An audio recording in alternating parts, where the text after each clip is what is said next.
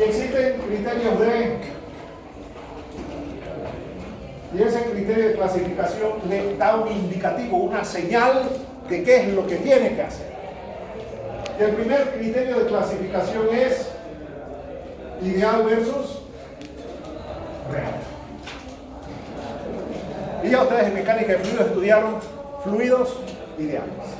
Pero en este curso vamos a estudiar fluidos reales.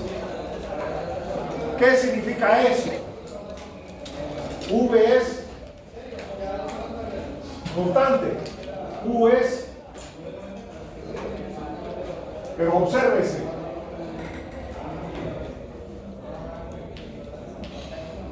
Y la nomenclatura es muy importante porque indica lo que está pasando. Cuando usted tiene un fluido real, por ejemplo, tiene aquí una tubería.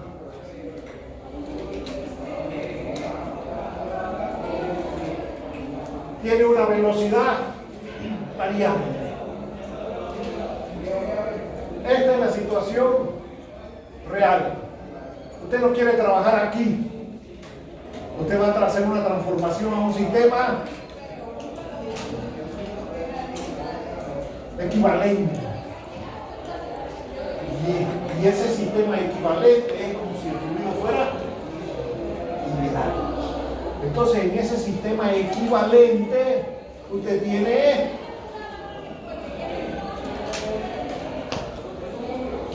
y si bien es cierto, esta velocidad es variable, esta velocidad es real.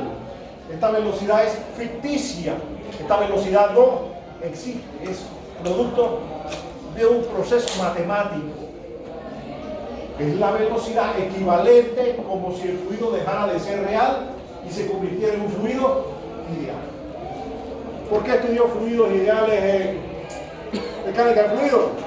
Porque en un fluido real usted va a buscar el sistema equivalente y es como si estuviera resolviendo un problema ideal con algunas cosas adicionales. ¿Cómo se obtiene esa velocidad ficticia que es la velocidad media? Caudal entre área. Si el flujo es 1D, nosotros solamente vamos a trabajar con flujos unidimensionales equivalentes. Este es un flujo unidimensional equivalente. Este flujo aquí es tridimensional axial simétrico. En los canales de las distribuciones de velocidad son bidimensionales. ¿Y cómo se encuentra el caudal? De dos maneras. Caudal, volumen entre tiempo, que es la manera empírica, tradicional de laboratorio, o PQ igual a U por 1 de A, que es la manera teórica. Pero para poder hacer la manera teórica usted necesita una función de velocidad. Si usted no conoce la función de velocidad, no va a poder integrar. Y la única manera es hacerlo de manera empírica. Es decir, que el caudal y la velocidad están relacionadas una con otra por medio de la geometría del conducto. Así que cuando tengo velocidad, también tengo caudal. Y cuando tengo caudal, tengo velocidad. Ya que velocidad por área es caudal. Mucho cuidado porque me han dicho cosas raras y que área por caudal igual velocidad. Hágale un análisis dimensional a eso y ya usted sabe que eso está mal. ¿Vamos bien?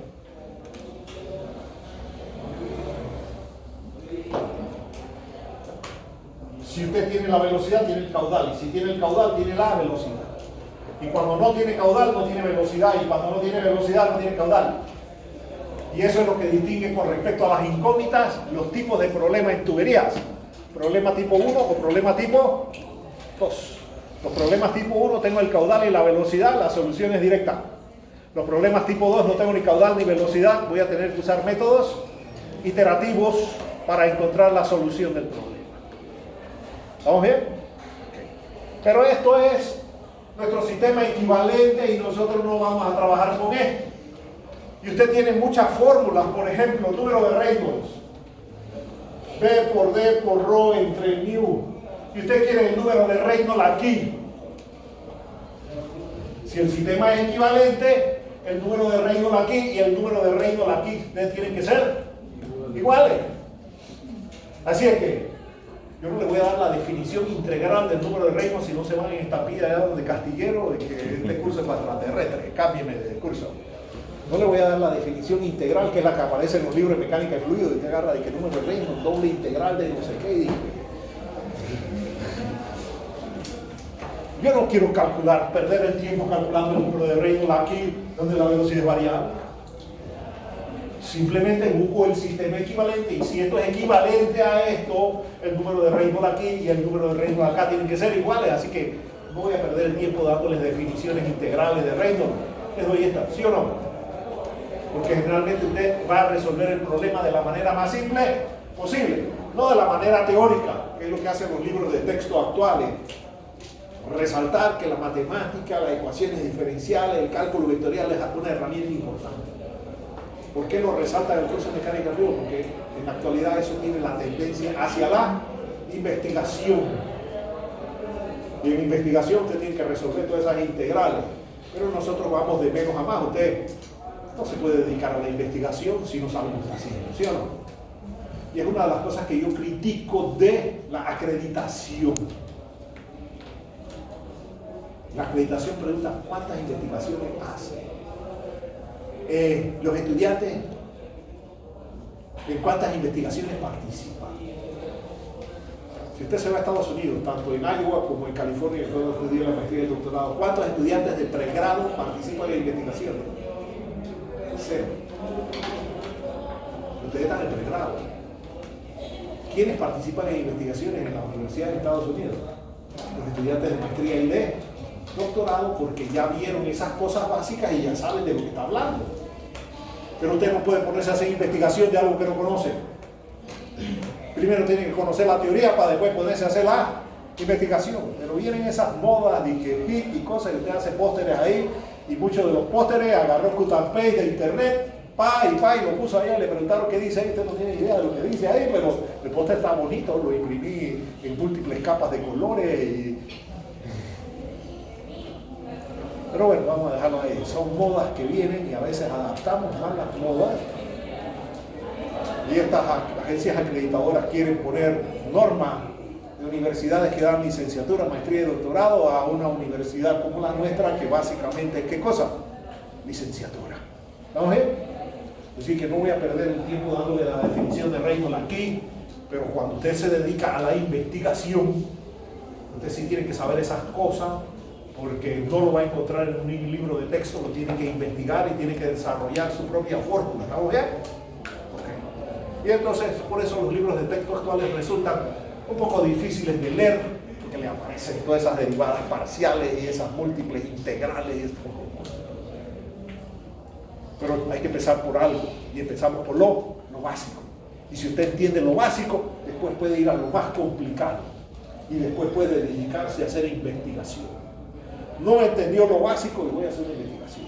Qué bien, vamos a dejarlo. Así que muchas fórmulas van a ver que les piden esto. ¿Y dónde puede encontrar eso? Aquí no lo puede encontrar. Aquí sí. Y si usted va a medir y coloca, por ejemplo, un tubo de Pitot, el tubo de Pitot, ¿qué mide? ¿U o V? La gran mayoría de ustedes cuando me lo escriben en el examen me pone V y le tengo que bajar punto. Porque el tubo de Pitot lo colocó en el sistema real, no lo puede colocar en el sistema equivalente, porque el sistema equivalente es ficticio. Y cuando usted coloca ese tubo de Pitot, ¿qué va a medir? Ahí, por ejemplo, la U máxima. Va a medir la U máxima, porque va a medir las velocidades reales. No va a medir las velocidades ficticias. La velocidad media o promedio es una velocidad ficticia. Y a veces pasan cosas extrañas y me dicen que la velocidad máxima es 7 metros por segundo y que la velocidad media es 10 metros por segundo. Eso está horrible. ¿Por qué está horrible? Porque la velocidad media tiene que ser entre el valor mínimo, que es 0, y el valor máximo, que era 7. ¿Cómo le puede dar que el promedio es 10? Pero ustedes no se fijan en lo que están haciendo por el Apolo y van anotando esas cosas raras. Y tienen que la velocidad máxima es 7 y la velocidad media es 10 y vamos para adelante. Cuidado, cuidado. Vamos bien, porque es el concepto. ¿Qué es velocidad promedio? Es un promedio entre el mínimo y el máximo. La velocidad promedio no puede ser más grande que el valor máximo. Y en los últimos tiempos he estado calificando cosas en las cuales la velocidad promedio es más grande que la velocidad máxima. ¿Cómo lo hicieron? No sé, yo le llamo 5 segundos de verdazón, pero suficiente para que tenga el problema malo, porque si calculó esto mal, ¿qué va a pasar con el resto del problema? Así es que nosotros este semestre vamos a trabajar con ¿qué implicaciones tiene eso? Tau es igual a mu por un du dy más eta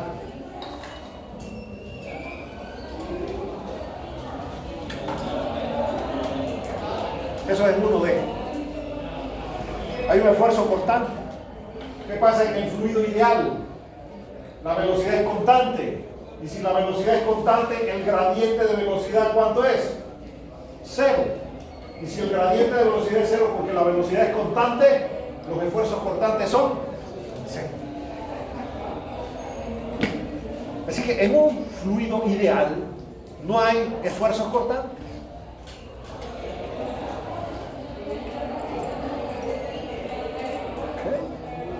Pero ¿qué pasa?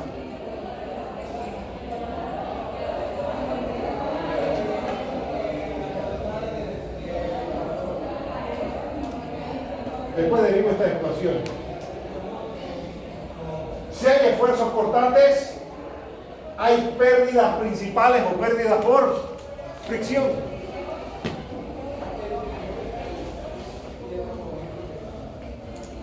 Por supuesto, si la velocidad es constante, esto es 0. Y si esto es 0, esto es 0. Y en un fluido ideal no hay pérdida. Pero apenas tenemos un fluido real, aparecen las pérdidas. ¿Eso qué significa? Que su ecuación de Bernoulli ya no es válida. Eso significa que HI va a ser igual a HJ más HL. Y el HL está formado por dos cosas. El HF y por las pérdidas menores o pérdidas locales. Y esto está producido por dos cosas. Por el V de V de S y por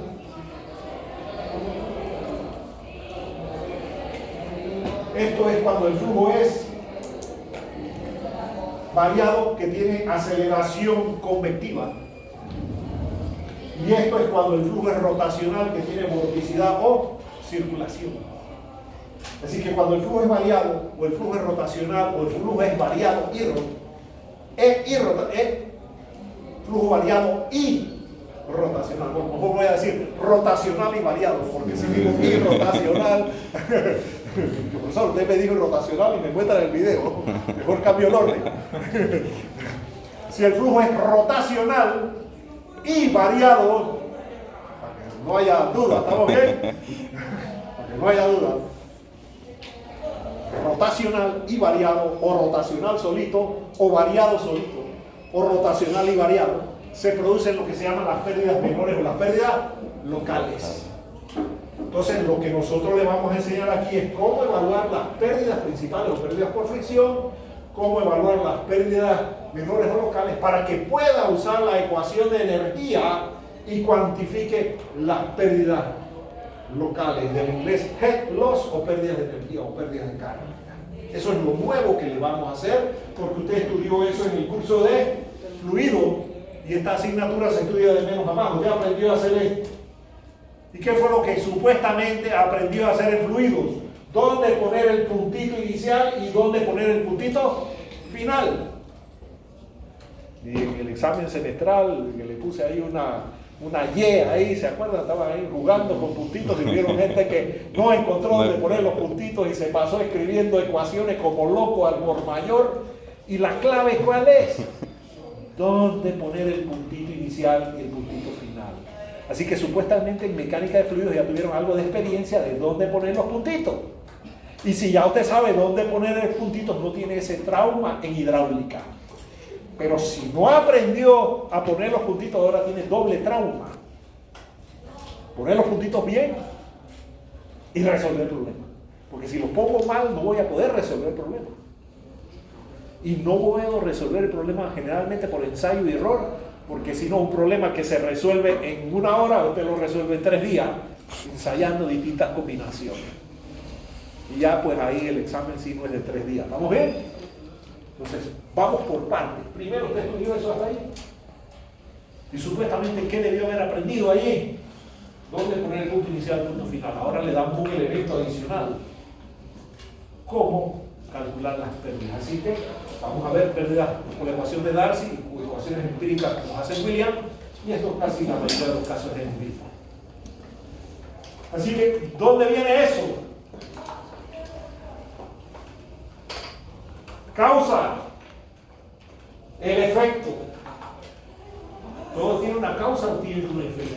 Si la velocidad es variable, ¿qué efectos tiene eso? Va a haber esfuerzos cortantes. Y si hay esfuerzos cortantes, hay pérdidas principales o pérdidas por fricción y las tengo que tomar en cuenta. Ese es el primer criterio. El segundo criterio es el mismo que usamos el semestre pasado, pero lo tengo que mencionar aquí.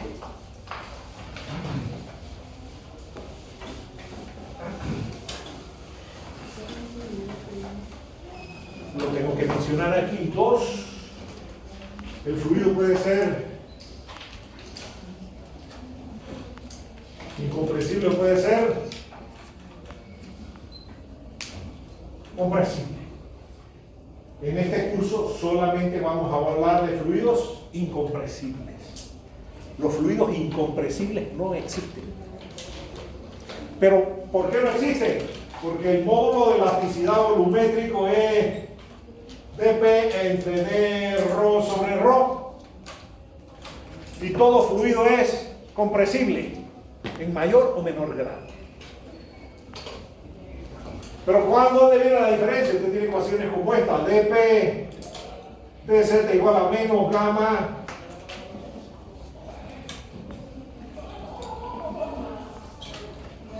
y no es lo mismo hacer esto que esto. ¿Cuál de las dos quiere usted hacer? ¿La de arriba o la de abajo? La de abajo. Definitivamente la de abajo es más fácil. Así que si usted asume que el fluido es incompresible, puede ser lo de abajo. Pero si el fluido es compresible, tiene que formular un sistema de ecuaciones entre esto y esto. Y yo creo que el semestre pasado a usted le puse el problema clásico del submarinito ese. Que si usted me decía que la presión acá abajo, que la presión aquí era gamma por HD, eso estaba horriblemente malo. Porque esto se obtiene haciendo esto.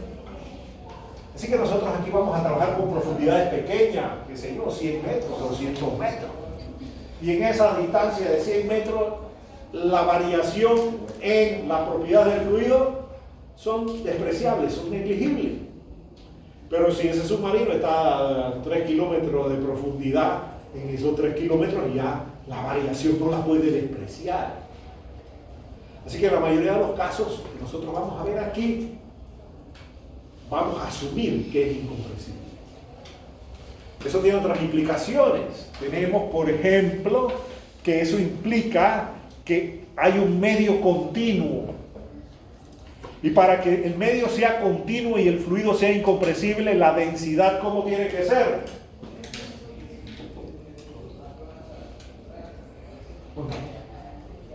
Pero, para que el fluido permanezca en estado líquido y tengamos un medio continuo, hay una propiedad que se llama la presión de vapor. Y la presión absoluta tiene que ser mayor o igual a la presión de vapor, porque si no se presenta un fenómeno que se llama el fenómeno de cavitación y el fluido pasa del estado líquido al estado gaseoso. Y tenemos la misma masa de fluido, pero ocupan volúmenes muy diferentes porque el fluido en estado gaseoso ocupa un volumen muy grande en comparación con el volumen que ocupa ese fluido en estado líquido.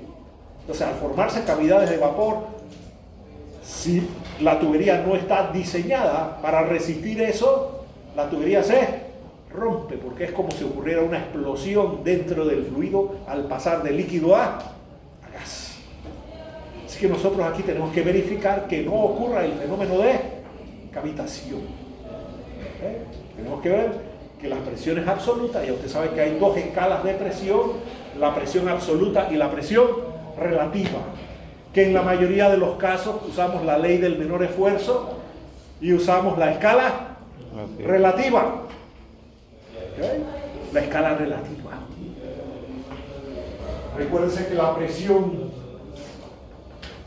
absoluta es igual a la presión relativa más la presión barométrica. Y que la presión relativa puede ser igual a más presión manométrica o menos presión de vacío. Cuando las presiones relativas son positivas, las medimos con un instrumento que se llama manómetro. Y cuando las presiones relativas son negativas, las medimos con un instrumento que se llama bacómetro. No les puedo decir nada nuevo porque ya ustedes de fluido tienen que saber esas cosas. Los medidores de presión. Pero aquí aparece la presión en la ecuación de energía V al cuadrado entre 2G más P entre gamma más Z. Ahí aparece implícito la presión. Y hay estudiantes que no entendieron muy bien esas cosas y me dicen aquí tengo un bacómetro, la presión de vacío es de que menos 1.7 kilopascales. Y yo hago así.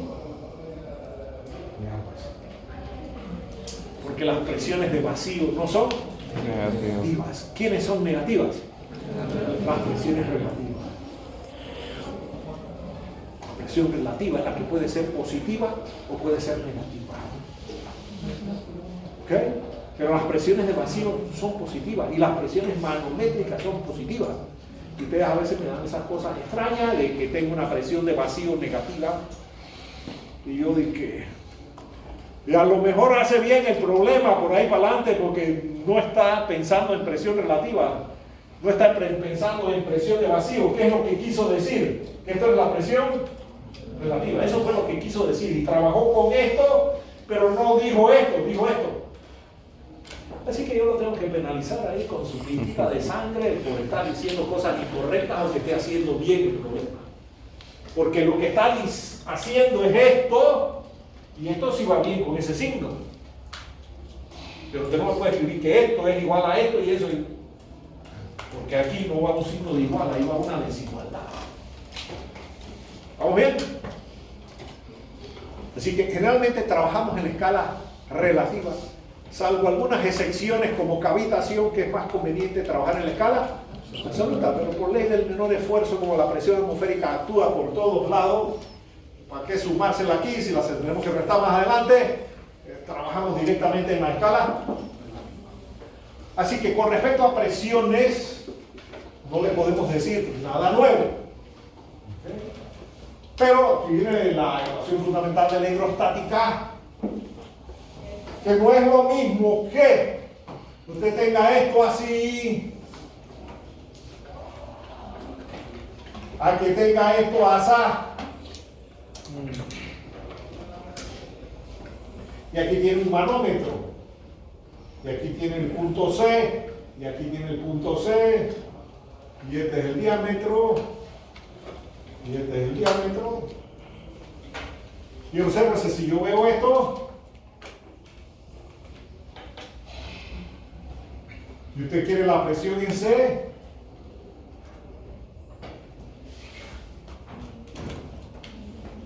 ¿por qué? Porque la presión según esto varía en el eje Z. Si no se dice nada es una vista de perfil, pero hay vistas especiales a veces que se especifica que es una vista de planta, que eso lo llegamos a reforzar en mecánica de fluidos cuando estábamos viendo el principio de impulso, cantidad de movimiento, ¿se acuerdan? Y algunas personas están tan perdidas con los ejes que el peso lo ponen en el eje Y. Y el peso solamente tiene componente en el eje Z. El eje Z es el eje vertical. Así que cuidado, andan perdidos con los ejes. Porque a veces andan perdidos con los ejes y esto me lo dicen acá. Y resulta que este es el eje Y, este es el eje Z y por aquí viene, qué sé yo, el eje Y y el eje X. Y resulta que la presión varía en esta dirección. No. Si las líneas de corriente son rectas y paralelas, no. Entonces te puede decir ahí que PC es simplemente P man. Y yo he visto estudiantes que no saben la diferencia entre este y este, sacan una moneda. Si sale cara es este y si sale sello. No es cara o sello. Es identificar dónde está el eje Z y esta ecuación, la ecuación fundamental de la hidrostática, que está relacionada con la compresibilidad del fluido, y en la compresibilidad del fluido aparece el concepto de densidad, y por eso es que estoy mencionando de densidad, porque están relacionadas entre sí. Para poder resolver esto, usted tiene que resolver simultáneamente estas dos ecuaciones para poder resolver esto. Así es que el eje Z es vertical, hay que ver cómo está variando esa presión, en qué solamente cambia el eje vertical. Si no se dice nada en la figura, usualmente es una vista de perfil. Si es una vista especial, se dice una vista auxiliar o una vista de planta. ¿Estamos bien? Porque a veces hay que dar vistas auxiliares para entender la figurita. Así que todo lo que ya ustedes sabían de presiones, no vamos a mencionar nada nuevo, solo que a veces aparecen esas deficiencias acá y entonces los signos. El profesor, mire que si le hubiera puesto el signo negativo o le hubiera dado lo mismo que a ustedes, vean que yo lo hice mal, pero la única diferencia es, le puse un signo, es concepto. ¿Estamos bien? Es concepto. Así que cuando los problemas se equivoca por concepto, se le pone una penalización, y cuando fue decir que 1 más 1 era 1, es otra historia. ¿Estamos bien? Okay. Así que en este curso vamos a asumir que el fluido es incompresible. En canales no hay ese problema porque las profundidades son pequeñas. No vamos a estar hablando de submarinos ni nada de estas cosas allá. Bien. Así